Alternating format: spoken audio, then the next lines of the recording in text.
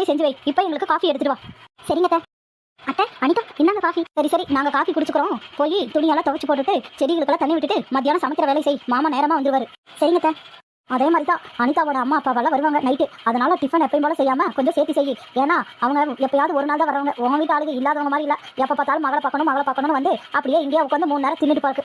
சரிங்க, night tiffin சேர்த்தியே செஞ்சுறேன் அப்படின்னு அத்தை அவகிட்ட எப்போ பார்த்தாலும் சிரிச்சிடுனே பேசுவாளா. அவளும் பாவம் தனியா போய் ஒரே புலம்பிட்டு இருந்தாளா. பணம் இருக்கிற மருமகளை ஒரு மாதிரியும் இல்லாத மருமகளை ஒரு மாதிரியும் பார்க்குறாங்க. ஆனா அந்த வீட்டில் அந்த இல்லாத மருமகளோட இடத்துல இருந்து பார்க்குறவங்களுக்கு தான் அதோட வலியும் அதோட அவமானமும் தெரியும். அவங்க என்ன அவமானப்படுத்துற மாதிரி எங்க அப்பா அம்மாவையும் அவமானப்படுத்துறாங்க. அதுவும் தனியா கூப்பிட்டு சொன்னா பரவாயில்ல, எல்லாத்துக்கு முன்னாடி சொல்றாங்க. நாளைக்கு அம்மா அப்பா வந்தா எப்படி மதிப்பு இருக்கும்?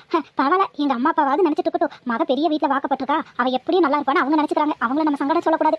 எப்பவுமே இல்லாத பிள்ளையா இருந்தா அவங்கள பணக்கார வீட்டுல கட்டவே கூடாது. ஏன்னா அவங்க நினைச்சுக்குவாங்க என் பிள்ளை நல்ல வசதியான இடத்துக்கு வாக்கப்பட்டு போகுதுன்னு. ஆனா 2வது மருமகன் நல்ல பணக்கார மருமகளாவோ இல்ல முதல் மருமகன் அதை விட பணக்கார மருமகளாவோ இருந்தா இல்லாத மருமகளுக்கு